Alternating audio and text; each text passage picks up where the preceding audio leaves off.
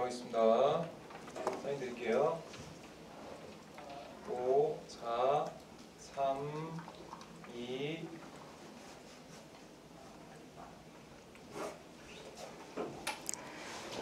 네, 지금부터 2012년 민주진보 서울교육감 후보 1차 초청 토론회를 시작하도록 하겠습니다. 저는 사회를 맡게 된 홍익대학교 교육학과 이윤미라고 합니다. 먼저 오늘 토론회에 참석해 주신 후보자들을 소개해 드리겠습니다. 먼저 앉아 계신 순서대로 김윤자 후보님. 안녕하세요. 이수호 후보님. 네, 반갑습니다. 정용상 후보님 나오셨습니다. 안녕하십니까. 네, 송순재 후보님 나오셨습니다. 반갑습니다. 이보영 후보님 나오셨습니다. 네, 반갑습니다. 네, 그러면은 지금부터 서울 혁신교육 어떻게 할 것인가라는 주제로 141분 동안 이제 토론회를 진행하도록 하겠습니다. 후보자들께서는 이제 토론회 룰을 알고 계실 텐데 세 개의 큰 주제가 있고요. 그러니까 그 세 개 주제에 들어가기에 앞서서 각 후보자님들께서 2분 동안 출마의 변을 말씀해 주시겠습니다. 그래서 간단하게 자기소개를 해주시고요. 교육관과 철학, 그리고 선거의 의미와 각오에 대한 말씀을 해주시기 바랍니다. 먼저 앉아 계신 순서대로 진행해 주시면 감사하겠습니다. 김윤자 후보님. 네, 안녕하세요. 서울시 교육감 선거에 출마한 한신대학교 김윤자입니다. 모든 사람들이 입을 모아 교육이 바로 나라의 기둥이다 이렇게 말씀들 하십니다. 그런데 우리 기둥은 지금 어떻습니까? 시대가 요구하는 인재를 길러내기는커녕 채 피지도 못한 어린 생명들이 스스로 삶을 포기하는 일마저 속출하고 있습니다. 이제 더 이상 괴천에서 나는 용을 볼 수 없다고 합니다. 교육이 부와 신분을 대물림하는 그런 수단으로 전락했기 때문입니다. 많은 국민들께서 파탄난 교육을 어서 빨리 바로잡으라고 요구하셨습니다. 그래서 시작된 것이 2009년 김상곤 경기도 교육감, 그리고 2010년 광노현 서울시 교육감의 혁신교육입니다. 불행하게도 지금 혁신교육이 서울에서 중단될지도 모르는 위기를 맞았습니다. 김상곤 교육감과 교육혁신의 밑그림을 함께 그린 저에게 광노현 교육감의 좌절은 결코 남의 일이 아닙니다. 광노현 교육감의 비전을 살리고 혁신교육을 서울에서 성공적으로 뿌리내리게 하는 것이 제 사명이라는 생각에 힘들고 복잡한 일을 맡아야 한다는 부담감을 떨치고 출마를 결심했습니다. 저는 원래 세상을 지키는 파수꾼으로 살자는 꿈을 쫓아 신문기자로 일했습니다. 1980년 언론 민주화 운동으로 전두환 정권에 의해 강제 해직된 후 다시 공부를 시작하여 교수가 되었습니다. 언제나 민주주의와 인권, 정의라는 진보적 가치를 품에 안고 살고자 저 나름 노력해 왔습니다. 한신대에 부임해 80년대 시대의 상처를 껴안고 씨름하던 학생들과 함께 고민을 나누며 정말 보람을 느꼈습니다. 그들이 저를 언니 같고 누나 같은 교수라 불러주었을 때 교육자가 된 보람도 매우 깊이 느꼈더랬습니다.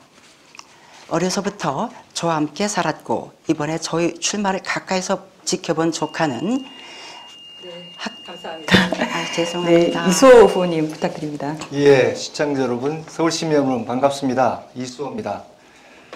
우리 아이들이 무한 경쟁에 내몰리고 있습니다. 고통받고 있습니다. 자살까지 하고 있습니다.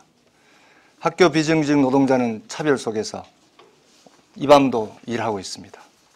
교사들은 과중한 업무로 수업 준비를 할 시간도 없습니다. 우리의 학교는 위기를 넘어 붕괴돼 가고 있습니다. 광노현 교육감은 이런 교육 현실을 바로잡고자 애썼습니다. 그러나 임기를 채우지 못하고 물러났습니다. 안타깝습니다. 이제 제가 하겠습니다. 현장에 뿌리를 두고 중단 없이 추진해 나가겠습니다. 평교사로, 교육운동가로, 현장 속에서 온몸으로 실천해 왔기 때문에 자신이 있습니다.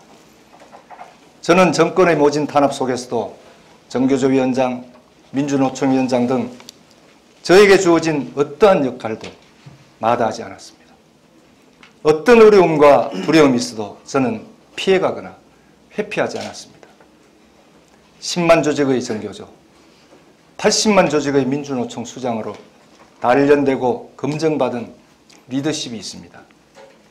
위기 대처 능력이 있습니다. 수많은 다른 의견을 조율해내고 합의해내는 지도력을 키워왔습니다. 그리고 한번 결정하면 반드시 실천했습니다. 이 경험, 이 지도력을 이제 서울 교육 행정을 위해서 쏟아붓겠습니다. 아이들의 고통스럽게 하는 교육정책, 이제 중단돼야 합니다. 차별 속에서 서름받고 있는 학교 비정규직 노동자의 한숨은 거쳐야 됩니다. 현장을 몰라 발생한 잘못들은 바로 고쳐져야 됩니다. 누구나 존중받고 차별 없는 서울의 희망교육, 행복한 서울교육을 반드시 만들겠습니다. 예, 감사합니다. 네. 정영상 후보님 부탁드립니다. 네, 사랑하고 존경하는 서울 시민 여러분, 그리고 학부모 여러분, 내일 수능을 앞둔 우리 수험생 여러분, 저는 동국대학교 법과대학에 재직 중인 정용상이라고 합니다. 저는 현재 흥사단 민족통일운동본부 공동대표로 시민사회 운동을 하고 있습니다. 저는 두메산골 경남 거창에서 교장 선생님인 아버님을 모시고 정말 숟가락질을 배운 것보다도 늘 교육에 관한 그런 현상을 들으면서 자라났습니다. 위대한 스승인 대자연, 산과 들판을 뛰어다니면서 자라났습니다. 오늘 우리 서울의 학생들 밤낮 없이 학원이 고향이요, 학원이 집이요, 학원이 생각의 근원인 것처럼 매달려 있는 모습을 볼 때 참으로 가슴 아픕니다. 교육이 교육다워야 하고 교육 현장이 우리 시민들에게 평안을 제공해야 할 텐데 어찌해서 교육이 시민을 불편하게 하고 실험에 잠기게 하는 것일까요? 특권적 교육의 틀을 바꿔야 합니다. 교육 정의를 앞세워서 혁신교육을 활짝 꽃피워야 합니다. 저는 이 무너진 교실, 무너진 교단, 깨어진 사제관계를 교육 정의의 이름으로 반듯하게 일으켜 세우겠습니다. 어두운 서울을 밝히는 교육의 참모습을 보여드리겠습니다. 감사합니다. 네, 감사합니다. 네, 다음은 송순재 후보님 부탁드립니다. 서울시민 여러분 안녕하십니까? 송순재입니다. 저는 서울교육 혁신과 교육 자치를 거쳐 우리 교육 혁신의 견인차 역할을 하고자 교육감 후보로 출마했습니다. 이번 선거는 이명박 경쟁교육을 심판하고 박근혜 유신교육의 부활을 막는 선거입니다. 이를 위해 저는 교과부를 해체하고 국가교육위원회를 설치할 것을 각 대선 후보에게 요구했고 이 요구에 대한 시민들의 선택을 이번 교육감 선거를 통해 확인하겠다고 선언했습니다. 혁신교육과 교육 자치를 위해 저를 던졌습니다. 교육감은 학교를 잘 아는 사람이어야 합니다. 저 송순재는 지난 15년간 교육사랑방, 학교교육연구회 등의 모임을 만들어서 현장 교사, 학부모들과 함께 연구하고 실천해 왔습니다. 교육감은 또한 교육행정을 잘 아는 사람이어야 합니다. 교육청은 생각보다 훨씬 거대하고 복잡한 조직입니다. 이번 서울교육감의 임기는 1년 7개월입니다. 서울교육청 사정을 새로 파악할 시간이 없습니다. 저 송순재는 서울교육청 핵심 요직인 서울교육연수원장을 맡았습니다. 각각의 정책마다 누가 이해 당사자이며 어디에 장애 요소가 있는지 서울교육청의 사정을 구체적으로 알고 있습니다. 그러하기에 곽노현 교육감의 성과를 계승하고 발전시킬 준비가 되어 있습니다. 저 송순재는 민주진보 진영을 포함하여 서울 시민의 폭넓은 지지를 얻을 자신이 있습니다. 보수 진영의 치졸한 색깔 공세도 저에게 통하지 않습니다. 문용린 후보와 맞서 반드시 승리하겠습니다. 그래서 정권 교체에도 기여하겠습니다. 차기 민주정부와 함께 교육의 새 지평을 열겠습니다. 감사합니다. 네, 감사합니다. 이부영 후보님 부탁드립니다. 예. 존경하는 서울시민 여러분, 안녕하십니까. 이부영입니다. 저는 36년 전 작은 섬마을의 국어교사로 첫 교직에 발을 들여놓았습니다. 첫 교실에서 만났던 어린 학생들의 그 눈빛이 지금도 또렷이 기억에 남아 있습니다. 저는 89년 민족, 인간화 교육을 외쳤던 전교조 창립의 주역이었습니다. 저는 3번 구속되었지만 결국 합법 전교조 초대 위원장이 되었습니다. 국민들께 많은 사랑을 받는 순간들을 가슴에 간직하고 있습니다. 이후 저는 김대중 노무현 정부 시절 교육정책 자문위원으로 활동했습니다. 국가교육정책의 기틀을 세웠습니다. 또한 1000만 서울시민의 교육을 책임지는 서울시 교육위원으로 활동하며 이명박 특권교육과 맞서 싸웠습니다. 지금 아이들이 울고 있습니다. 선생님들이 고통스러워하고 있습니다. 학부모들은 공교육을 못 믿겠다 합니다. 이런 와중에 서울혁신교육은 중단되었습니다. 혁신학교 예산은 대폭 삭감되었고 학교엔 다시 두발 단속이 등장했습니다. 멈춰선 서울혁신교육 다시 가동되어야 합니다. 준비되어 있어야 합니다. 감히 말씀드립니다. 교육 현장에서 아이들과 부대낀 경험, 교육정책, 교육행정 경험, 이런 모든 경험을 확실히 준비한 이부영 저 유일한 후보라고 자부합니다. 오늘 토론을 보시고 현명한 판단과 많은 성원 부탁드립니다. 감사합니다. 네, 감사드립니다. 네, 5 후보님들의 그 출마 소신에 대해서 잘 들었습니다. 그러면 바로 이어서 그 1주제로 들어가도록 하겠습니다. 그 첫 번째 주제는 지난 그 2년간의 서울 교육에 대해서 평가를 하는 시간입니다. 그래서 그 성과와 한계에 대해서 그 계승할 점과 보완할 점 각각 이제 말씀을 해주시면 됩니다.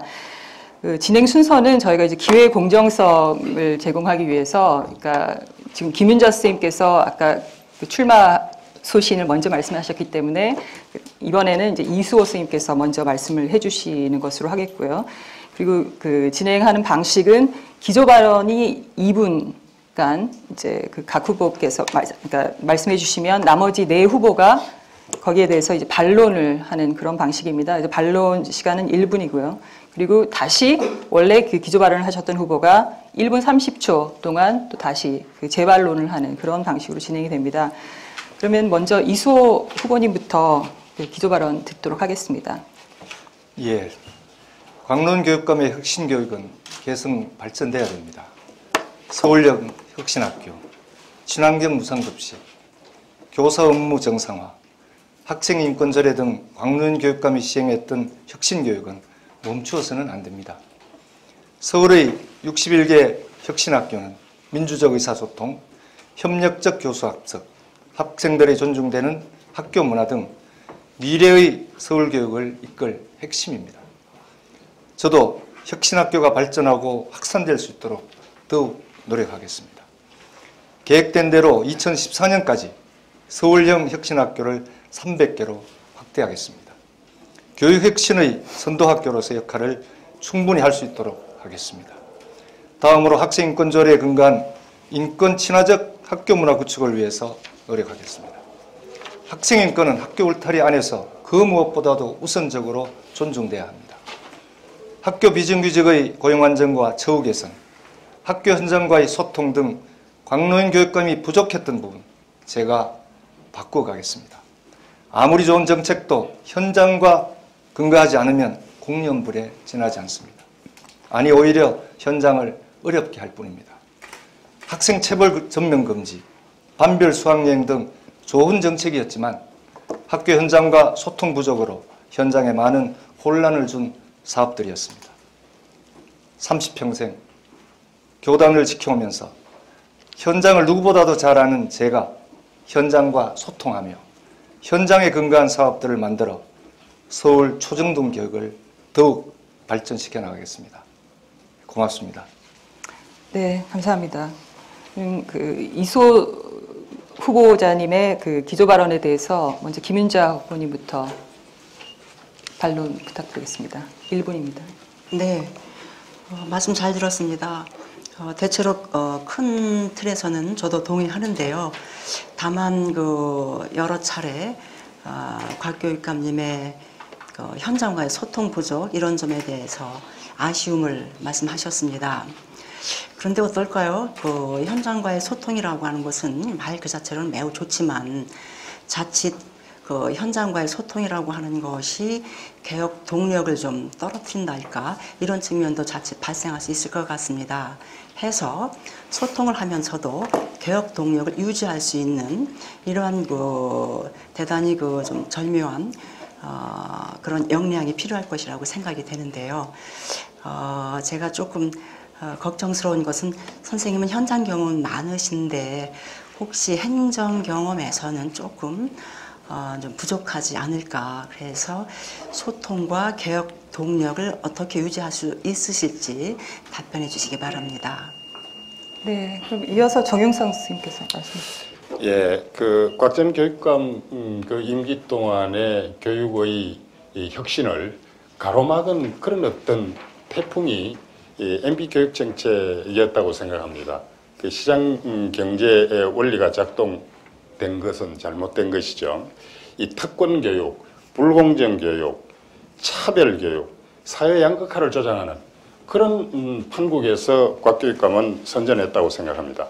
혁신학교나 인권조례나 이런 다 성과죠. 그런데 어떤 아젠다의 경우에는 이해관계자 간의 그런 어떤 의사결정 과정에 있어서 좀 무리한 부분이 있지 않았나 하는 그런 생각도 가져봅니다. 더불어 모두 함께 가는 그런 어떤 과정이 중요하다고 생각하는데 임기 1년 6개월 교육감의 가장 중요한 자질이나 덕목을 챙겨본다면 어떤 것이 있을까 한 말씀을 좀 드려보고 싶습니다. 네, 감사합니다. 송순재 후보님 부탁드립니다. 말씀하신 것처럼 학생인권조례는 경기, 광주 등과는 달리 서울에서는 갈등이 매우 크게 나타났죠. 이것은 물론 보수 진영이 서울을 집중 타겟으로 삼은 탓이라고 생각합니다. 하지만 반대 진영을 설득하려는 적극적인 노력이 다소 미흡하지 않았는가 이렇게 생각합니다. 보수 언론은 마치 학생인권조례가 선생님들의 교권을 침해하는 것처럼 왜곡 보도해서 선생님들이 불편한 심기를 갖게 만들었습니다. 이수호 선생님, 학생인권조례를 반대하는 분들을 어떻게 설득하실 것인지, 선생님들이 학생인권의 옹호자로 나서게 하시려면 어떻게 해야 하는지, 학생인권조례 정신이 학교에 잘 정착되려면 어떻게 해야 하는지 질문 드립니다. 네, 감사합니다. 이보영 선생님 말씀해 주시죠. 예, 저도 학생인권조례에 대해서 많은 관심을 오래전부터 가져왔습니다. 제가 89년도에 전교조로 해직됐다가 98년도에 10년 만에 복직하면서 학교에 첫 출근할 때 책 2권을 가지고 간 것이 한 권은 청소년 백서, 청소년 문화를 이해하기 위해서였고 또 하나는 유엔 아동인권 규약이었습니다. 학생들의 체벌 그리고 학대 이것에 대해서 다시 돌아가는 교단에서 이런 인권과 청소년을 이해하는 관계를 어떻게 설정할 것인가 이런 고민을 하면서 갔었는데요. 이 학생인권조례가 갑자기 체벌금지로부터 학교에 떨어지면서 많은 혼란이 있었습니다. 저는 광론교육감 시절에 이게 교육부터 좀 먼저 준비가 돼야 되지 않느냐. 말하자면 로드맵이 필요하다 이런 얘기를 했습니다. 그거에 대한 질문을 답변해 주시면 고맙겠습니다. 네, 네 분의 질문에 대해서 답변 부탁드립니다. 예, 소통 부재와 관련해서 광론 교육감이 서울시 교육감 된 이후에 학교 현장과 잘 맞지 않아서 거의 1년 정도까지 아주 어려움이 많았습니다. 또 송순재 교수님께서 학생인권조례에 지적했던 것처럼 그 현장과의 갈등이 상당히 있었습니다. 저는 이런 것들이 다 소통의 부재라고 생각을 합니다. 뭔가 적극적으로 준비하고 또 대화하려는 노력이 부족했던 거죠. 그런 것들을 통해서 반대 진영을 설득하고 또 적극적으로 함께 하려는 그런 것들이 필요하다고 생각합니다. 그런 것들을 극복해 나가는 것이 중요한 저희 그동안의 경험을 가지고 해보겠다는 것이고요.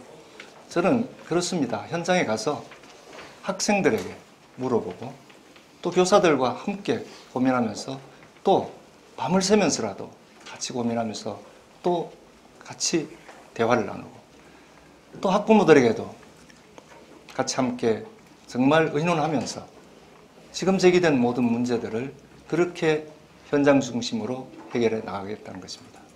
고맙습니다. 네, 현장 중심으로 해결해 나가겠다는 말씀을 해주셨습니다.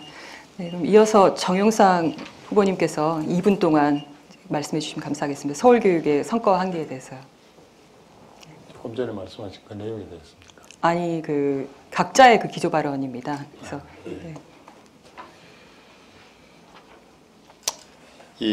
저는 그 진로 적성 교육 등 그 전인 교육에 관한 말씀을 좀 드리고 싶습니다. 이 전인 교육의 기반을 구축하려고 하면은 우선 고등학교 진학 제도를 혁신하고 그 다음에 지역 간 학교 간 그런 격차 교육을 해소해야 되는데 이런 격차를 해소하면서 고교 선택 제도도 폐지하면 되겠다. 자사고도 폐지하고 그 다음에 외고나 국제고는 그 설립 목적에 맞게 이를테면 동일계 진학 의무화 그런 할당을 한다든지 그런 쪽으로 정리를 하면은 될 것 같은데 이런 전제에서 초중학교의 경우에는 좀 혁신학교를 훨씬 더 좀 확대하고 그 다음에 중고등학생에 대해서는 그 진로 적성 교육을 좀 획기적으로 강화하는 그런 방안을 찾았으면 좋겠다. 인문학적인 그런 사고나 상상력을 좀 높일 수 있는 그런 쪽. 그 다음에 예체능 교육. 그 다음에 기초과학 교양 강좌를 확대 심화하는 그런 어떤 교과과정 변화가 이루어졌으면 좋겠다. 지금 그 진로체험센터는 상당히 반응이 좋죠. 장기적으로 이것을 이를테면 191센터 식으로 나가면 좋지 않겠는가. 우리 그 비어 있는 교실이라든지 또는 유휴 시설을 활용하는 그런 방안을 강구하면은 해결되지 않을까 싶습니다. 이 서울 꿈나무 멘토단을 구축하고 또 학교별 담임 멘토제를 도입을 했으면은 좋겠습니다. 한 1000명 정도 멘토를 유치하면은 초중고 한 1300개 정도 되니까 한 학교에 한 멘토식으로 이렇게 운영할 수 있지 않을까 싶은데 정말 이 전인교육을 구현하기 위한 그런 어떤 정책들이 좀 반듯하게 이루어졌으면 하는 그런 느낌을 말씀드리고 싶습니다. 네, 감사합니다. 그럼 여기에 대해서 김윤자 후보님부터 먼저 말씀해 주세요. 예, 선생님 말씀 잘 들었습니다. 근데 선생님 말씀하신 거하고 광노현 교육감님이 추진하셨던 것하고 어떤 차이가 있고 그래서 나는 어떤 걸 조금 더 강조해서 추진하실 것인지 하는 거를 조금 분명하게 구별해서 말씀해 주셨으면 더 설명이 쉬울 것 같아요. 예를 들면 그 광노현 교육감 때 학교 폭력을 다룬 연극을 학생들이 스스로 연출해서 눈물바다를 이룬 일이 있었거든요. 이처럼 그 광노현 교육감은 서울형 혁신학교에서 문예체 교육을 특히 강조하셨더랬어요. 그래서 선생님도 지금 인문적 소양이라든지 이런 여러 가지 적성, 진로교육 이런 걸 말씀하시는데 어떻게 보면 이미 광노현 교육감이 큰 방향을 잡아놓고 추진해 오셨던 일하고 큰 차이가 없게도 들리거든요. 그래서 선생님이 특히 강조하시는 것이 어떤 것인지 좀 말씀해 주셨으면 좋겠습니다. 네, 감사합니다. 이수호 선생님 부탁드립니다. 예, 저도 비슷한 생각인데요. 논점이 좀 흐려져서 좀 그렇긴 합니다만 이 전인교육이라는 이런 덕목은 교육에서 너무 보편적이고 이론적으로 할 수 있는 그런 얘기 같습니다. 당연한 이야기이죠. 다만 이게 정말 왜 그렇게 될 수 없었던가 이 점에 저는 안목해야 된다고 봅니다. 지금 학교에서 벌어지는 경쟁교육입니다. 이러한 입시제도 하에서 아이들이 줄서기를 강요당하고 있고 시험 풀이만 하게 되는 이런 데서 어떤 전인 교육이 일어나며 어떤 뭐 그럴듯한 말이 여기서 일어날 수가 없을 것 같습니다. 그래서 지금 우리 교육에서 전인 교육을 방해하는 이런 요소들을 우리가 확실하게 해서 제거해 나가는 것, 그것부터 필요하다는 생각을 합니다. 예, 고맙습니다. 네, 감사합니다. 송순재 후보님 부탁드립니다. 정 교수님께서 이제 전인교육 맥락에서 고교 선택제 문제 해결 방안을 말씀해 주셨는데요. 좋은 시사점이라고 생각합니다. 고교 선택제로 인해서 이제 특정 학교의 성적 우수 학생이 특정 학교의 성적 하위권 학생이 쏠리는 격차가 심해지고 있죠. 은평구 같은 경우 어떤 고등학교에서 성적 하위권 20% 이하 학생이 전체 학생의 45%를 차지한다는 통계도 있습니다. 곽 전 교육감은 고교 선택제를 개선하려는 의지를 표명했지만은 이미 27개나 존재하는 자사고 문제를 해결하지 않고서는 고교 선택제를 없애는 것이 현실적으로 무리가 된다 이렇게 생각하고요. 현행 고교 선택제를 손대지 못했습니다. 후보님께서 교육감이 되신다면 이 문제를 어떻게 해결하실 것입니까? 네, 이부영 후보님 부탁드립니다. 네, 저도 국어교사로 또 문학을 가르치면서 문예반 학생 지도를 하면서 문예교육에 대해서 관심을 많이 가졌고 또 그런 생활을 학교가 각박하더라도 어떻게든지 그 인성을 좀 갖추도록 노력을 했는데 결국 이런 활동들이 입시, 점수 이거에 가로막혔습니다. 학부모들이 이런 그 서클 활동이나 이것을 하는 걸 알면은 공부해야 된다 이렇게 말렸습니다. 또 시험 때 되면은 시험에 쫓기면서 어려워하고 있습니다. 이런 문제가 우리 한국 교육의 고질적이고 근본적인 병폐다 이런 생각을 가지면서 이 학교 현장에 함께 생활하지 않은 교수님이 이렇게 그림으로만 멋있게 그린다고 해서 과연 그런 교육이 이루어질까 하는 의문을 갖습니다. 그 점에 대해서 명쾌한 설명을 부탁드립니다. 네, 그러면 네 분 후보님께서 질문해 주신 거에 대해서 답변을 해 주시는데 이 주제가 그 서울시 지난 2년간 교육에 대한 그 평가이기 때문에 거기에 좀 초점을 맞춰서 해 주시면 좋겠고요. 주로 이제 전인교육 부분하고 아까 고교 서열화 부분과 관련한 질문들이 나왔기 때문에 그 부분에 대한 그 답변을 부탁드리겠습니다. 예, 우선 그 학생 체벌 문제 같은 것은 기본적 인권 차원에서 검토를 해야 할 문제이기 때문에 이해관계자들끼리 그 중지를 모으는 그런 어떤 그 과정이 필요하다라는 생각이 있고요. 그 다음에 혁신학교의 경우 지금 저는 혁신학교의 이 유지를 긍정하는 그런 입장입니다. 단지 혁신학교를 운영할 수 없는 상황임에도 불구하고 뭐 지원금이라든지 등등 이런 것을 우선으로 생각해서 받아들인 비교적 혁신학교의 그런 취지나 목적에 따라가지 못하는 그런 학교를 이렇게 세우는 쪽에 관심을 가져야 할 테고, 그 다음에 이 전인교육은 사실상 현재 입시제도 하에서는 전인교육이 어렵습니다. 그래서 고등학교, 대학교 들어가는 그런 진학제도에 있어서의 근본적인 그런 개혁이 이루어져야 온전한 전인교육을 위한 그런 어떤 교과 편성이 가능하다고 생각합니다. 그 다음에 고교 선택제의 경우에는 우리 인근 지역에 좋은 일반 학교를 계속, 그건 이제 혁신학교로 그런 가닥을 잡아가야 되겠죠. 그러면은 이 문제는 해결 방안이 있지 않을까. 그 다음에 저는 교육행정직에 7년 동안 종사했고 교육연구직 교수로 26년 동안 근무를 한 적이 있습니다. 이 교단은 대학 교단이나 초등학교 교단이나 같다고 생각합니다. 네. 네, 감사합니다. 네, 다음은 송순재 후보님께서 발언 2분간 해주시기 바랍니다. 사람들은 흔히 광노현 교육감님의 성과를 혁신학교 무상급식 학생인권 조례로 뽑습니다. 그런데 저는 여기에 교원 업무 정상화 방안, 문예체교육 활성화를 꼭 덧붙이고 싶습니다. 교원 업무를 줄여서 선생님들이 오로지 수업에만 전념하도록 만드는 것이 학교 혁신의 토대라고 생각합니다. 교육청부터 불필요한 사업을 확실히 폐지하겠습니다. 교육청이 먼저 저녁이 있는 삶을 만들어서 학교가 숨 좀 쉬고 살도록 하겠습니다. 지난 2년간 서울 학생들은 다양한 문예체 교육의 혜택을 입었습니다. 저는 교육연수원의 명상실, 목공실, 북카페 등을 만들어서 선생님들에게 명상과 성찰, 힐링이 있는 연수를 제공했습니다. 저는 덴마크의 자유학교 모델을 참고로 하여 학생들의 개성과 핵심 역량을 키우고 사유와 성찰, 치유가 있는 학교를 만들겠습니다. 광노현 전 교육감이 미처 이루지 못한 대표적인 과제가 교육 격차 해소 사업입니다.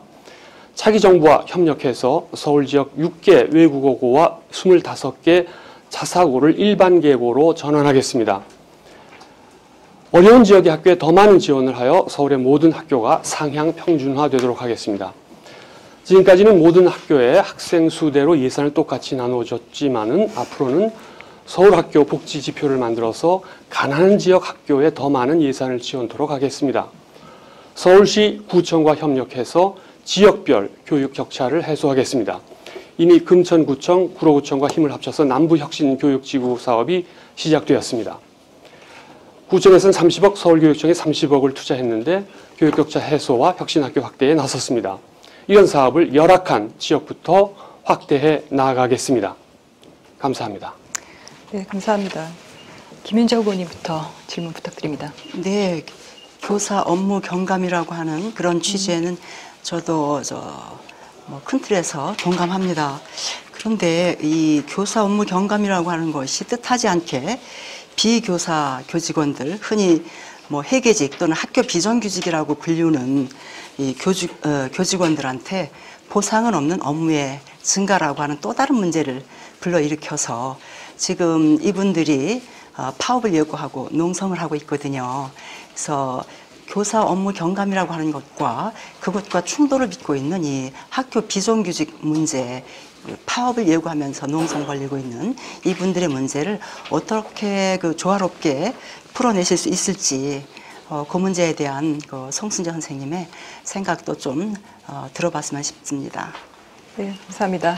이수 후보님 부탁드립니다. 예, 교권 업무 정상화는 같은 생각이고 문예체 교육도 지금 학교에서 열심히 하는 학교는 하는데 상당히 형식적으로 운영되는 학교가 많습니다.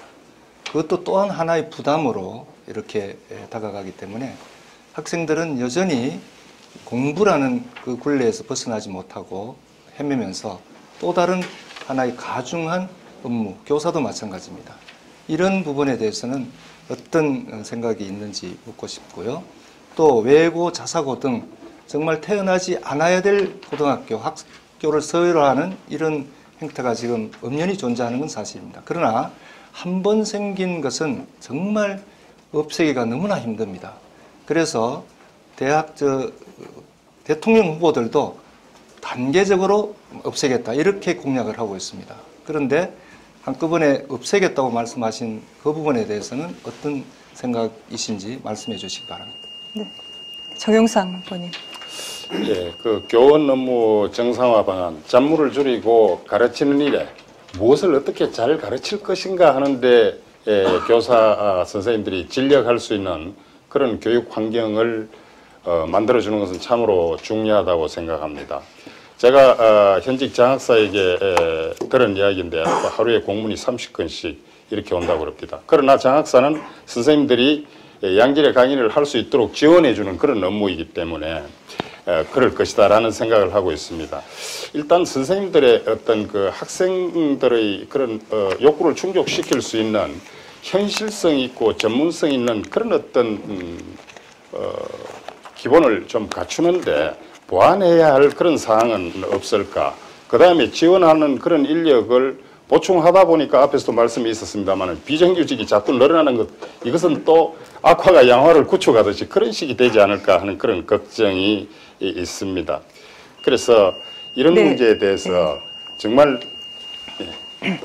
네, 감사합니다. 네, 이부영 후보님 이어서 말씀해 주시죠. 이제 이 업무 정상화 관련해서 강릉교육감과 전교조 서울지부가 단체 교섭을 체결한 것이 있습니다. 거기에 보면 행정보조 인력 이런 것들을 이렇게 최대한 확보하는 방향으로 이렇게 해왔습니다.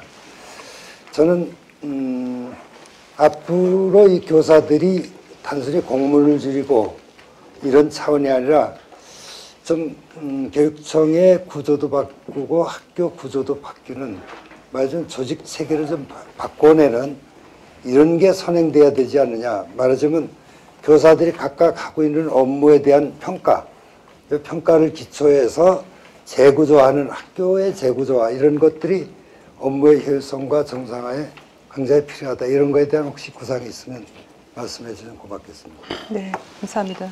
송순재 후보님 답변 부탁드립니다. 그 업무 경감 문제는 일단 그 학교 단위로 생각해 봐야 되겠지만 이것은 이제 사실은 본청, 지역청, 직속기관, 학교하고 다 연동돼서 이렇게 돌아가는 문제입니다.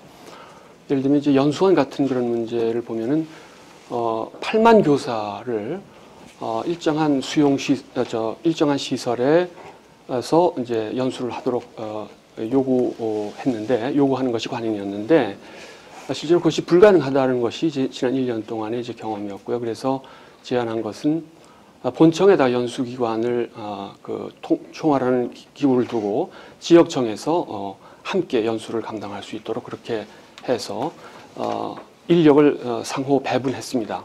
이런 식으로 전체적으로 접근해야 할 필요가 있다는 것입니다.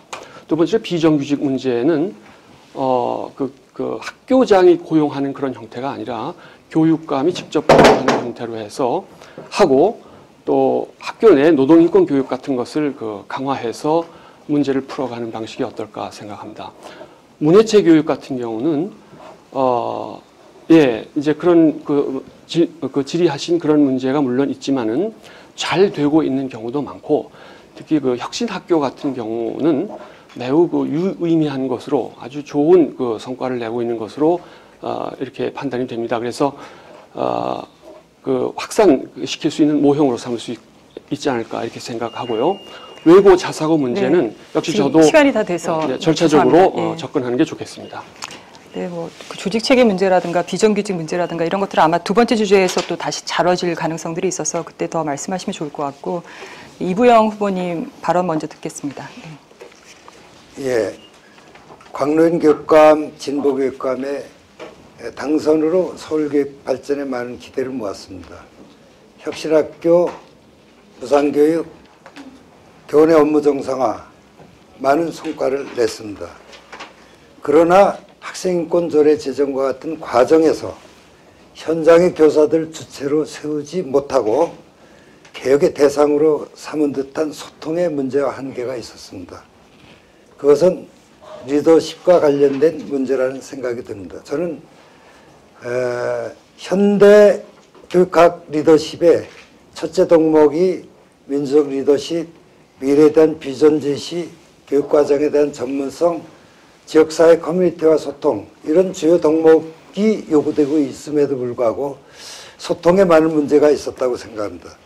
앞으로 이와 같은 정책들을 당연히 발전시키고 아울러서 일제고사나 교원평가 제도, 학생부 기재와 같은 부분에 대해서 개선 및 폐지시키겠습니다. 학교 선택제 당장 14년부터 폐지되어야 합니다. 저는 친환경 무상급식이 더욱 확대돼야 되고 학교 모든 식품들에 대한 마일리지, 푸드 마일리지 제도를 도입할 생각입니다. 학생 자치활동을 활성화하고 지역과 연계된 산천유학이나 또는 체험활동, 이런 체험활동을 강화하겠습니다. 학생들의 건강권 확보를 위해서 보건교사들의 보조교사 확대, 서울교육청의 건강보건센터를 확대하겠습니다. 학교 비정규직은 정규직으로 전환하는 데 적극 앞장서고 무급 공일제 이것을 유급으로 전환시키도록 하겠습니다. 고맙습니다. 네, 감사합니다.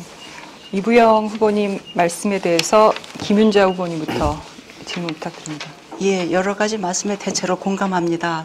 다만 제가 좀 질문드리고 싶은 것은 친환경 급식 이야기를 하셨는데 얼마 전에도 우리 급식 보건환경연구원에서 서울 급식 실태를 검사했더니 대단히 26.5%가 됐던가요? 이 원산지 표기를 하지 않은 유구에서 원산지 표기를 하지 않은 이런 실태가 밝혀지기도 했습니다. 이런 데서 볼 수 있듯이 다른 지역하고 달라서 서울은 이 푸드 마일리지가 길 수밖에 없는 그런 지역적 환경이 있거든요. 그래서 그런 점들을 근본적으로 어떻게 해소하시면서 친환경 급식 정책을 펼쳐갈 수 있으실지 조금 보충해서 설명해 주시면 고맙겠습니다. 네, 감사합니다. 이수호 후보님 부탁드립니다. 예, 학생 인권조례를 제정하고 현장에 실천하는 과정에서 여러 가지 문제가 있었다는 지적 동감합니다. 그러면서 교사들을 그 주체로 세우지 못하고 대상화하고 소통이 부족했다고 지적을 했고 정교조 서울지부와의 교섭 관계까지 얘기를 했습니다. 그렇다면은 지금 정교조 서울지부를 비롯해서 여러 교원단체들이 있습니다. 노동조합 형태도 또 있고요. 한국교총의 서울지부도 있는 걸로 알고 있습니다. 이러한 교원단체들과 교육감 어떤 관계를 어떻게 유지하는 것이 정말 좋은 관계인지 그런 부분에서 좀 설명을 해 주시고요. 보건교사의 보조교사 확대라는 부분은 지금도 여러 보조교사 등으로 인해서 정말 비정규직이 양산되고 있습니다. 또 그런 우려는 없는지 묻고 싶습니다. 네, 정영상 후보님 부탁드립니다. 네. 학교 선택제 폐지를 위해서는 저는 전제가 있어야 한다고 생각합니다.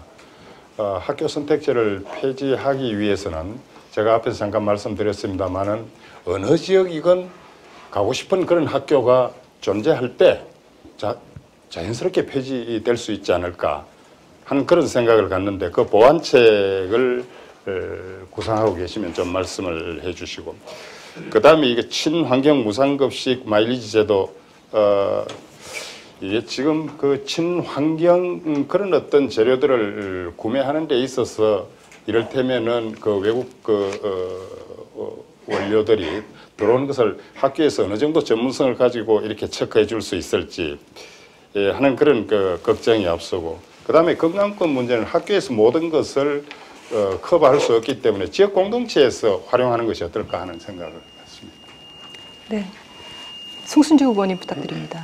예, 전반적으로 공감할 수 있는 그런 제안이라고 생각하고요. 한 가지만 좀 보조적인 질의를 드린다면은 이제 친환경 무상급식 제도가 이제 도입이 돼서 지금 실시되고 있는데. 현장에서는 도입 초기와는 다르게 만족도가 떨어지는 것으로 이렇게 나타나 있습니다. 그래서 이 문제를 현실적으로 어떻게 검토하고 예컨대 도시농업 같은 경우나 아니면은 도농 협력 방식을 어떻게 구체적으로 학교에 맞게 이렇게 발전시킬 수 있을까 그런 생각을 해봤습니다.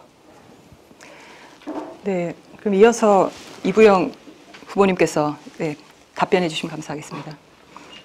예, 질문이 여러 가지라 짤막하게 한두 가지만 말씀드리겠습니다. 제가 서울시 교육위원 하면서 가장 관심을 가졌던 것이 학생 건강권의 문제였고 친환경 무상급식 관련이었습니다. 지금 이제 식품 공급센터들이 이렇게 이제 마련되고 있는데 이 검수 과정에 문제가 좀 있는 것 같습니다. 미국 같은 경우는 여러 이제 종합적인 점검 시스템이 되어 있는데 아직은 초기 단계이기 때문에 그런 어려움이 있다고 생각합니다. 그럼에도 불구하고 학교에 공급되는 모든 주요 식품에 대해서 단계적으로 푸드 마일리지를 실행할 수 있다고 저는 생각하고요. 또 지원센터만이 아니라 이 직거래와 같은 형태로 그렇게 만들어 나갈 수 있다는 생각을 가지고 있습니다.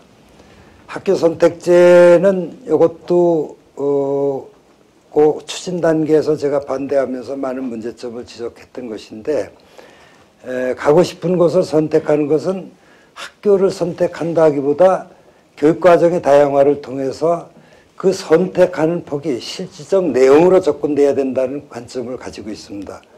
보조교사 확대가 비정규직 공무직으로 아마 대통령 당선된 분들이 공약으로 많이 걸고 있기 때문에 이 문제는 법적 제도적 뒷받침이 필요할 것으로 보입니다.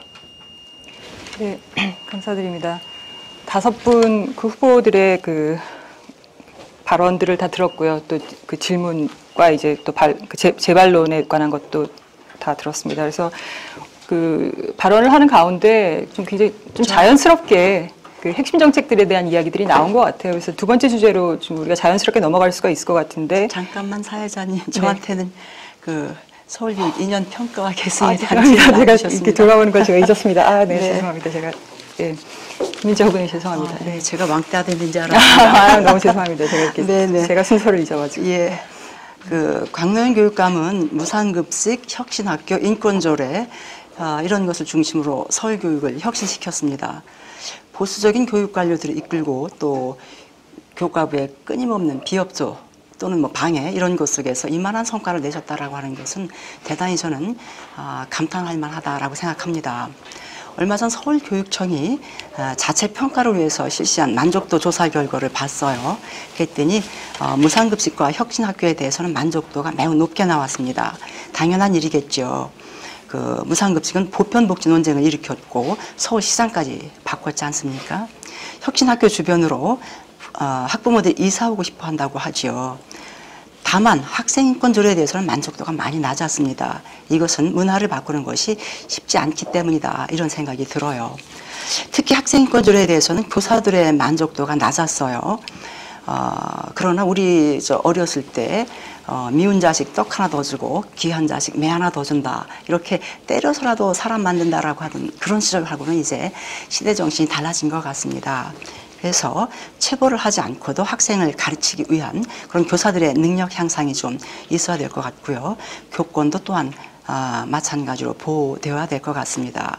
그래야만 교사들의 능력 향상을 기대할 수 있겠지요. 광노현 교육감은 교사들의 교권을 보호하기 위해서 지난 6월에 교권 보호 조례를 통과시켰습니다. 근데 이 조례는 교과부의 비협조로 제대로 시행을 못 보고 있어요. 저는 혁신학교, 학생인권 조례, 무상급식, 교권 조례 이런 것들은 다 개선하겠습니다. 특히 학생인권 조례와 교권 보호 조례는 당장 교육감의 인기가 떨어지는 일이 있어도 인권 존중 문화가 정착될 때까지 지속적으로 추진하겠습니다. 무엇보다도 교사가 교육에 전념하여 학생들을 잘 보살필 수 있는 그런 환경을 만드는 것이 중요하다고 생각합니다. 네, 감사합니다. 제가 중간에 불찰로 정말 실례가 많았습니다. 너무 죄송합니다. 네, 이소 위원님 부탁드립니다. 후보님. 예, 학생인권조례와 교권보호조례 마치 서로 부딪히는 것 같은 이런 느낌이 있습니다. 근데 사실 이것은 부딪혀서는 안 되는 일이죠. 학생인권을 잘 보장해 주는 것이 교권을 향상시키는 그런 일이기 때문입니다. 그런데 이렇게 두 개로 나누어서 꼭 해야 될 필요가 있는가? 이것을 정말 같이 소통하면서 이해하면서 하나로 만들어가는 것이 저는 좋다 이런 생각인데 그 부분에 대해서는 어떤 생각을 가지는지 묻고 싶고요. 교사들의 능력 향상이란 말을 참 쉽게 하셨습니다. 그러나 현장에서 보면 이건 정말 그 바쁜 업무의 수업에 어떻게 해야 될지 모를 때가 많습니다. 어떤 방법을 통해서 그런 것들에 대한 선생님들의 능력을 향상시킬 방법을 갖고 계신지 말씀해 주시면 고맙겠습니다. 네, 감사합니다. 정영상 위원님. 예, 혁신교육의 이 성공을 위해서는 두 가지 조건이 충족되어야 한다고 저는 생각합니다.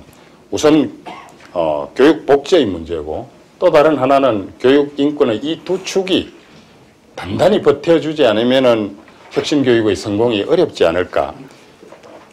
이 무상급식의 문제는 사실상 학제 변경과 연동돼서 검토해 볼 그런 문제이기도 하고요. 그 다음에 이제 인권 조례에 관한 문제는 지금 교권 보호를 위한 그런 어떤 규정하고 관련해서 이게 뭐 저촉되는 그런 충돌되는 그런 어떤 부분이 있다라는 논의들도 있는가 하면은 이 조례가 상위법에 저촉된다는 그런 또 논의들도 있는데 그런 문제들을 어떻게 설득시켜서 소기의 이 목적 달성을 할 수 있을까? 예. 송순재 의원님 부탁드립니다. 저도 이어서 인권 조례와 교권 조례에 관한 질의를 드립니다. 교권 조례와 인권 조례를 그런 방식으로 말씀하신 것처럼 조율할 수 있는 건지, 그러니까 최근에 교과부에서 교권 조례에 대해서 제의를 요구한 것으로 알고 있거든요. 그러니까 권한이 있었던 것인가 하는 문제입니다.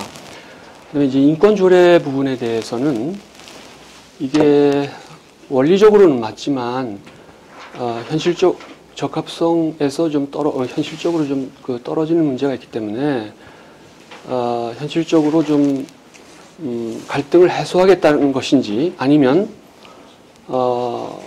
조항 자체가 문제가 있으니까 좀 개정하겠다는 뜻인지 그 입장을 좀 명확히 밝혀주시면 고맙겠습니다. 이부영 후보님 부탁드립니다. 예, 학생인권조례는 제가 아까 말씀드린 것처럼 유엔 아동인권 규약에 나와 있는 걸 토대로 했고 우리 교육 현장에서 나타나는 비인권적 부분을 보완해서 만들어졌다고 저는 생각합니다. 이 추진 과정이 어찌 보면 충분한 공감대를 못 이룬 측면이 있습니다. 이것은 앞으로 시도의 모든 학생들이 똑같을진데 시도의 조례가 달라서는 안 된다는 생각 때문에 앞으로는 이건 바뀌는 새 정부의 법제화가 필요하지 않냐는 생각이 들고요. 이 법제화 과정의 국민적 컨센서스가 상당히 필요하다. 이런 생각을 우선 갖습니다. 그럼에도 불구하고 학교 교실에서는 당장 학생들을 다루는데 어려움을 겪는 선생님과 학생들의 갈등이 심합니다. 구체적 그 갈등 상황을 한번 상상해서 설명해 주시면 좋겠습니다. 예, 김윤자 후보님. 예. 부탁드립니다. 역시 우리들의 인권 감수성이 아직은 조금 충분치 않다는 느낌이 좀 들어요. 사실 우리 학생 인권 조례 이것은 유엔 앞에서도 말씀해 주셨습니다만 유엔 아동 인권 협약 그리고 우리 헌법의 정신에 터하고 있는 것입니다. 그리고 조례로 하다 보니까 좀 지역마다 마찰도 있고 그래서 이미 경기도 김상곤 교육감이 청소년 아동 인권 법을 이미 국회 입법 청원해 놓은 상태입니다. 새 정부가 들어서면 법률로 제정되기를 기대하고 있습니다. 그 다음에 말씀하신 것처럼 학생 인권 조례와 교권 보호가 부딪힌다라고 말할 수는 결코 없습니다. 모든 인권은 상호 조화를 이루어야 되는 것이니까요. 저는 교수법을 향상시키기 위해서 선생님들에게 학습 연구연제를 확대해 나가겠습니다. 이미 경기도에서는 시행하고 있는 이 제도를 서울에서도 여건이 허락하는 대로 확대해 나가고 특히 어려운 지역, 낙후된 지역에 있는 선생님들에게 조금 보상 제도를 도입해서 이 학습 연구년 제도를 확대해 나가는 이런 과정을 통해서 교권 보호와 교사들의 능력 향상을 기할 수 있다 이런 기대를 하고 있습니다. 이렇게 되면 학생인권조례와 교권 보호 헌장은 아주 훌륭한 조화를 이룰 것이라고 생각합니다. 네, 학생인권과 교권의 조화에 대한 말씀을 해주셨고 학습연구년과 관련해서 경기도 교육청의 또 사례도 말씀해 주셨습니다. 5분의 말씀을 다 들었고요. 그러니까 서울시 2년간의 평가를 통해서 이제 아까도 말씀을 드리려고 했었지만 이제 핵심 정책들, 그러니까 각 후보들의 핵심 정책들과 관련된 것들이 이제 조금 이야기들이 좀 나오기 시작하는 것 같습니다. 그래서 그걸 좀 구체적으로 좀 말씀해 주실 그런 이제 시간을 좀 가지려고 하는데요. 그 두 번째 주제는 자유 주제입니다. 그래서 여러 가지 아마 그 핵심 정책이라고 생각하시는 그런 사항들이 있을 텐데 뭐 그 서울시 교육 평가하면서 나왔던 여러 가지 주제들을 좀 심화하는 방식으로 말씀을 해주셔도 좋을 것 같고 그 방식은 뭐 지금까지 하는 거랑 이제 유사한 방식인데 뭐 기회균 등을 위해서 이제 그 정영상 후보님부터 이제 시작하는 이제 그런 방식으로 이제 시작을 하겠습니다. 그리고 다시 이소 후보님으로 끝나는 제가 이제 이번에는 혼란을 일으키지 않고 잘 진행하도록 하겠습니다. 정영상 후보님 먼저 말씀해 주십시오. 2분 동안. 네, 우리 교육에 있어서 양극화 현상이 있어서는 안 되고 그 다음에 특권적 그런 어떤 제도도 있어서는 안 된다고 생각합니다. 사회적 약자나 그런 쪽을 우선시하는 교육 정의라는 것이 그런 어떤 측면에서 또 기준이 되지 않을까 하는 생각을 하면서 저는 그 다문화가정 교육 지원 정책에 대해서 한번 말씀을 드려보고자 합니다. 지금 우리 이 다문화 가정이 5년 사이에 6배가 늘어나고 1년에 20%씩 늘어난다는데 그 다문화 가정 학생으로서의 어떤 자긍심을 가질 수 있는 그런 교육 환경을 조성해야 되겠다. 그들에게 이 인권을 보장하고 차별을 금지하고 그 다음에 다양성을 존중하는 그런 어떤 학교 교육의 기본 원리로 정립시켜야 되겠다. 그들을 장기적으로 사회 적응 능력을 키울 수 있는 그런 맞춤식 교육이나 진로 지도가 필요하겠다. 오히려 다문화 가정 학생들이 우리 국가 미래에 기여할 수 있는 이를테면 그 글로벌 협상 전문가로 양성한다든지 문화교류 전문가로 양성한다든지 그런 어떤 그들의 태생적인 장점을 살릴 수 있다. 특히 국제고 같은 경우에 일정 비율을 다문화 가정 학생들에게 할당하는 것은 설립 목적에 좀 맞지 않겠나 하는 생각을 가져봅니다. 그래서 이 다문화 가정의 자녀들이 스스로 한국에서 성공할 수 있는 그런 성공담을 이야기할 수 있는 그런 교육체제를 갖추기 위해서는 외가 또는 친가가 되겠죠. 그쪽 그 어머니 나라, 아버지 나라의 교육체제와 우리의 교육체제가 교육과정을 잘 이렇게 엮어가지고 그들에게도 전수하는 것도 한 방법이겠다라는 생각을 해봅니다. 네, 다문화 교육과 관련된 말씀 주로 해주셨는데 송순재 후보님께서 여기에 대해서 먼저 발언해 주십시오. 저는 지금 같은 교과부가 존재하는 한 교육 자체는 없고 학교 혁신은 실패한다고 생각합니다. 그래서 각 대선 후보들에게 교과부를 해체하고 정부로부터 독립적인 국가교육위원회를 설치해서 교육 자치를 시키자고 제안한 바 있습니다. 제가 교육감이 되면 확실히 교육 자치를... 송순재 후보님 죄송한데요. 지금 이게 형식이 같아서 지금 정용상 후보님이 말씀하신 거에 대해서 지금 질문을 하는 그런 시간입니다. 그래서 지금 2분 동안 지금 아까 그 다문화 교육과 관련해서 이제 입장을 말씀해 주셨는데 예. 거기에 대한 이제 질문을 해주시면 되겠습니다. 1분 동안 부탁드립니다. 예. 형식이 복잡해가지고 다들 예. 조금 힘든데 부탁드리네요. 야간이기도 하고 그래서 네. 좀 부탁드리겠습니다. 다문화 정책에 대해서는 지금 정용상 교수님께서 말씀하신 그 기본 입장에는 공감하고요.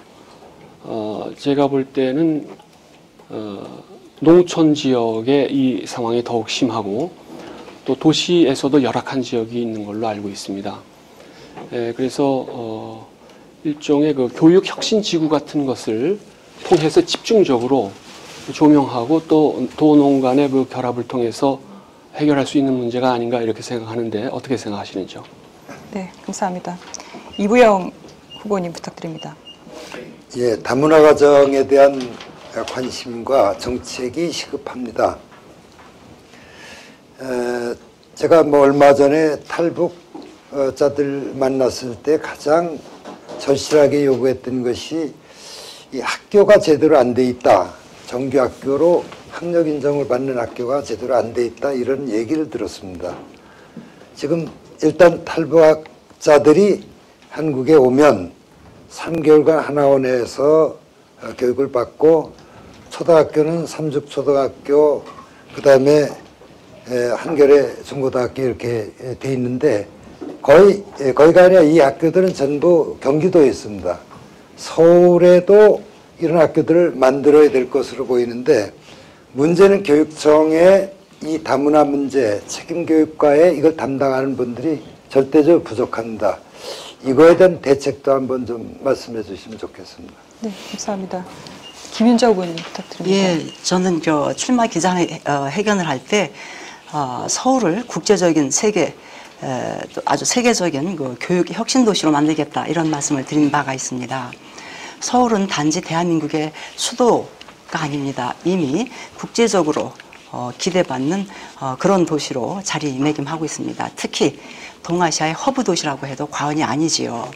따라서 이제는 그 다문화 과정이라고 하는 이 표현 자체가 사실은 어색할 만큼 우리 사회는 국제화되고 있습니다. 우리가 밖으로 나가는 국제화뿐만 아니라 많은 외국인들이 우리 사회에 들어오는 이런 국제화가 진행이 되고 있는 것이지요. 그런데 이 다문화 과정이라고 할 때에도 그 내용이 대단히 편차가 아주 심합니다. 빈부격차도 심합니다. 따라서 다문화 과정에 대해서는 조금 더 심도 있는 차별화된 그런 접근이 필요할 것 같아서 선생님 말씀을 조금 구체적으로 소개해 주셨으면 고맙겠습니다. 네, 감사합니다. 이수호 후보님 부탁드립니다. 예, 다문화 가정에 대한 일반적인 그 말씀들 동감을 하고요. 제가 얼마 전에 구로동에 있는 그 다문화 초등학교, 청소년학교를 가본 일이 있습니다. 근데 그 학교는 그 대안학교였습니다. 정말 이 우리나라 이 다문화 가정의 학생들을 우리 공교육이 제대로 수용하지 못하는 그런 결과처럼 보였습니다. 왜 이런 현상이 벌어져야 되는지 정말 당위적으로 모두 다 그렇게 해야 된다고 생각하면서 그렇게 하지 못하고 있는 지금 공교육의 실태, 이런 것들에 대한 문제점에 대해서 좀 말씀을 해주시면 고맙겠습니다. 네, 감사합니다. 예, 그 탈북자 문제에 대한 말씀은 제가 생략하겠습니다. 하나원의 그 교육 코스, 취업 코스 그 프로그램이 있는데 그 내용은 생략하고 교육혁신지구에서 집중 지원하는 방안 동의합니다.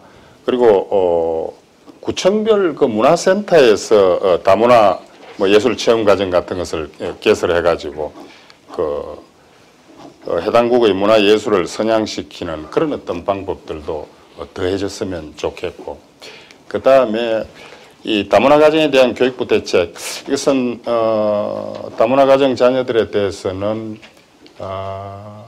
시교육청에서 해결할 수 있는 문제라고 저는 생각합니다.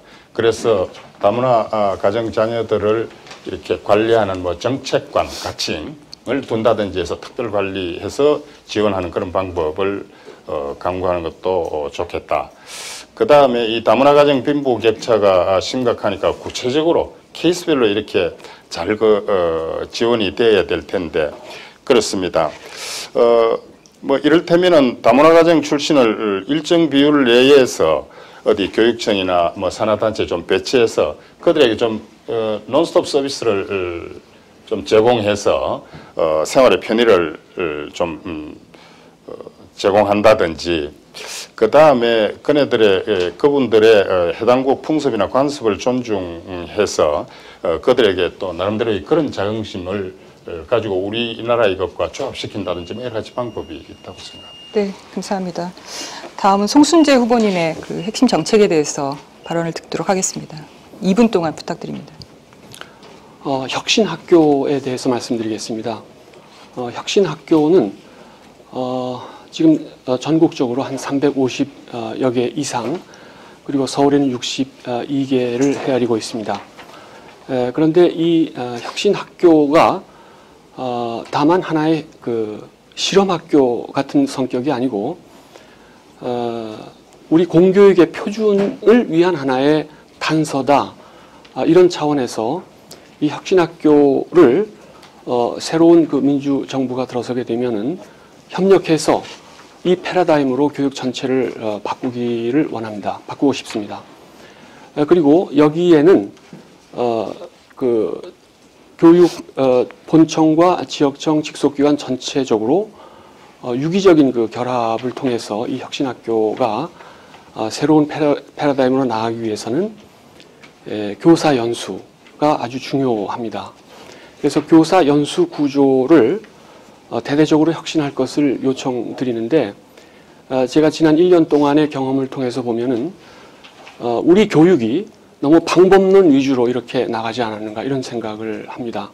기법은 이제 화려한데 교사 자신의 삶, 또 학교 생활 전체 그 분위기는 아주 그 경직돼 있고 메말라 있다 이런 생각입니다. 교사 한 사람, 또 학생 하나가 자기 삶에 대해서 만족하고 행복할 수 있도록 철학을 제공하고 그리고 방법론을 강구하고 제도 개선을 하고, 특별히 공간 문제가 중요하게 최근 이슈로 부각되고 있습니다. 예산을 대대적으로 확보할 필요가 있다고 생각하고요. 그런 차원에서 전인적인 교육을 가능케 하는 혁신 교육이 공교육의 표준이 될 것을 요청합니다. 네, 감사합니다. 그 혁신학교를 내실화하는 문제에 대해서 말씀해 주셨습니다. 이병 선생님께서 먼저 질문 좀 부탁드리겠습니다. 혁신학교가 지금 기준이 있습니다. 그런데 이 혁신학교를 확대해 나가려고 하면 이제 학급당 학생 수 줄여야 되고 또 보조교사도 이렇게 늘려야 되고 하는 예산 문제가 따릅니다. 그래서 저는 이 혁신학교를 모든 학교로 내용상 좀 확대시키는 이런 것들에 대한 연구와 준비가 필요하지 않냐는 생각을 갖습니다. 그건 일면 보면은 특정 학교의 학생들만 상당한 혜택을 받는 것이기 때문에 모든 학생들에 좀 적용될 수 있는 이런 것들이 시급히 좀 마련돼야 된다 하는 생각이 있고요. 또 한 가지는 이 단순히 방법론의 문제가 아니라 교육과정의 통합교육과정으로서 개편과 같은 이런 것들이 뒷받침돼야 된다는 생각을 갖습니다. 그것에 대한 의견을 좀 더 보충해 주시기 바랍니다. 네, 감사합니다. 김윤자 의원님 부탁드립니다. 네, 그 혁신학교를 성공시키기 위해서 대단히 중요한 것이 바로 학내 그 민주적인 그 거버넌스가 아닌가 생각을 합니다. 특히 그 일선 학교에서 가장 중요한 위치를 차지하고 있는 것이 교장 선생님이신데요. 바로 이 교장 선생님들의 학교 운영 방식이라고 할까요?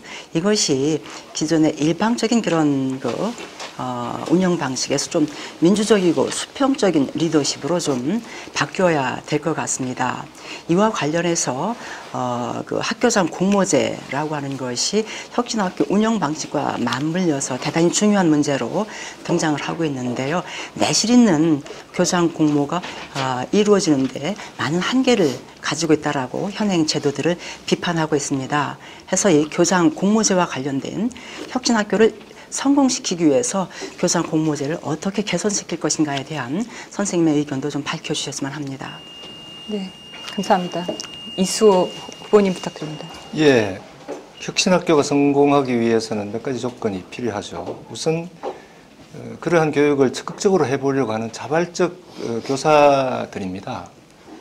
이런 분들이 정말 모여서 마음을 모으고 이렇게 함께 해야 되는 게 있는데, 이런 그 자발적인 혁신교육에 대한 소신을 가지고 함께 해보려는 교사를 어떻게 한 학교에 모으고 또 그들을 통해서 어떻게 정말 해나가는 것이 가능한 것인지, 가산점 제도도 없고 여러 가지 그 희생과 노력을 강요하고 있는 이런 형편인데, 여기에 대한 대책을 좀 말씀해 주시고, 말씀을 하셨습니다만 그 많은 예산이 필요로 합니다.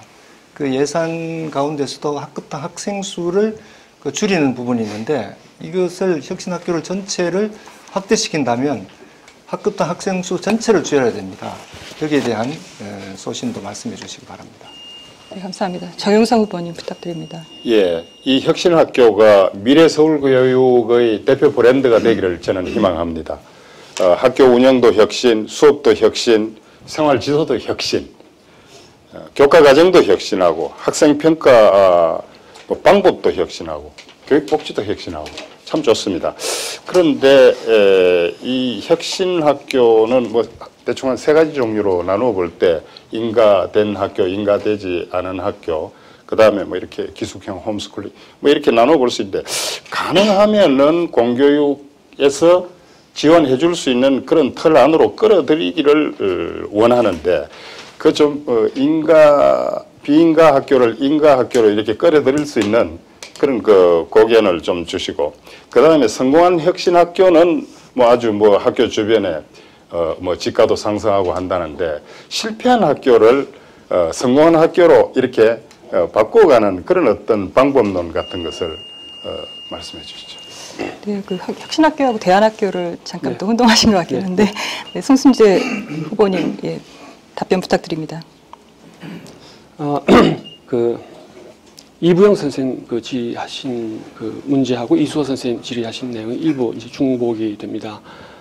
학급당 인원 혹은 예산 문제. 그러니까 기본적으로 공교육의 표준을 위해서 확대하겠다라고 하는 것은 일시하겠다는 것은 아니고, 단서를 제공하고 연차적으로 이제 진행이 될 필요가 있다 이렇게 생각하고요.